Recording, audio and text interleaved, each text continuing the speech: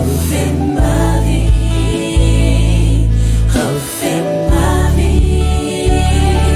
Seigneur Jésus, roi très saint et de compassion. Ma Bible quotidienne, le verset du jour. Job chapitre 22, le verset 23, je cite. Si tu reviens au Tout-Puissant, tu seras rétabli si tu éloignes l'iniquité de ta tente. Fin de citation, glorifions le Seigneur. Bien-aimés dans le Seigneur Jésus-Christ, aujourd'hui nous sommes tous interpellés par la parole de ce verset qui est un cri du ciel, qui dit « Reviens au Tout-Puissant et sois rétabli ». Mais que veut vraiment dire revenir à Dieu? Et qu'est-ce que cela change vraiment dans nos vies? Voyons cela au travers du verset du jour. Et ce verset fait partie du discours d'Éliphaz, l'un des amis de Job. À ce moment-là, dans le chapitre, lorsque nous lisons le verset, Job est accablé, incompris et injustement jugé. Éliphaz, dans sa vision simpliste, suppose que Job souffre parce qu'il a péché. Il présume à tort que Job est puni pour ses péchés, ce qui n'était pas le cas. Cependant, au milieu de ces erreurs d'interprétation, Éliphaz a proclamé quelque chose de puissant qui est la restauration. Le chapitre 22 commence par un appel à reconnaître sa faute, le verset 5 du chapitre, suivi d'une exhortation à chercher Dieu, le verset 21-22.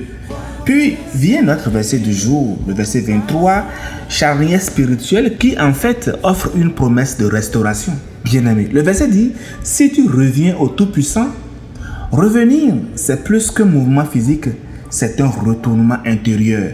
C'est reconnaître que nos choix nous ont éloignés de Dieu et désirer ardemment revenir sous sa seigneurie. Ce retour passe par l'humilité, la repentance sincère, désirer un changement réel. Le verset continue en disant « Tu seras rétabli ». Rétabli veut dire remettre en état, restaurer, relever. Ce n'est pas seulement une bénédiction matérielle, mais c'est aussi un réalignement profond avec la volonté de Dieu.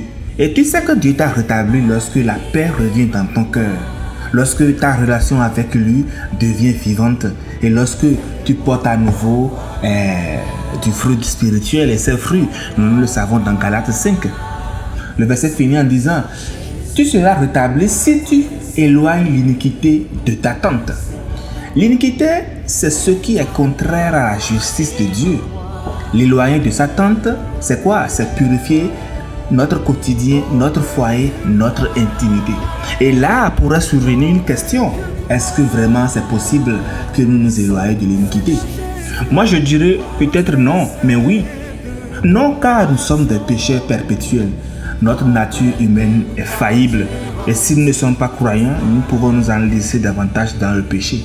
Mais oui, nous pouvons vraiment être à la hauteur, car nous avons en Christ la grâce, la force et le pardon pour résister au péché et ne plus le laisser régner en nous, nous dit Romains 6, le verset 14. Ce que Dieu demande, c'est que nous ayons un cœur qui lutte, qui confesse, qui se relève et qui ne se complaît pas dans l'iniquité. S'éloigner du péché, ce n'est pas être parfait. D'ailleurs, il n'y a pas d'homme juste, vous le savez. Donc, ce n'est pas être parfait. C'est refuser de vivre dans la compromission. C'est dire stop aujourd'hui au péché par la puissance du Saint-Esprit. Chers amis, nous devons nous atteler à revenir à Dieu chaque jour. Ne pas faire du passé une excuse pour rester loin de l'Éternel. Nous devons purifier notre tente. Et purifier la tente, c'est nos habitudes, notre langage, notre entourage, notre manière de faire, notre foyer aussi. C'est aussi de méditer la parole et d'être attentif aux fruits de l'esprit. Je voudrais, au travers de ce verset, que nous prions ensemble. Jéhovah, Jésus-Christ, Saint-Michel, Seigneur Tout-Puissant, nous revenons à toi tel que nous sommes.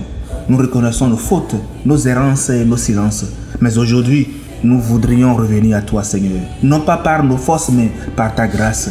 Seigneur, restaure-nous. Reprends la place qui te revient dans notre vie. Éloigne de notre maison tout ce qui t'offense. Aide-nous à rejeter le péché, même dans ses formes les plus discrètes. Donne-nous tous, Seigneur, un cœur nouveau, un esprit bien disposé. Nous déclarons tous que notre tente t'appartient et dès aujourd'hui, nous marchons vers la paix avec toi. Au nom de notre Seigneur Jésus-Christ. Amen.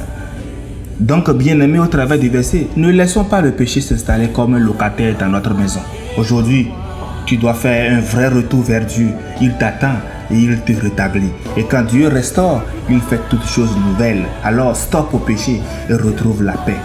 Bonne méditation à tous et que la miséricorde de Christ vous accompagne tout au long de cette journée. Alléluia.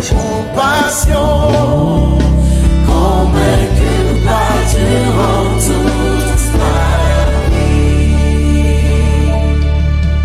Combat pour moi, Seigneur Jésus, roi pressé de compassion.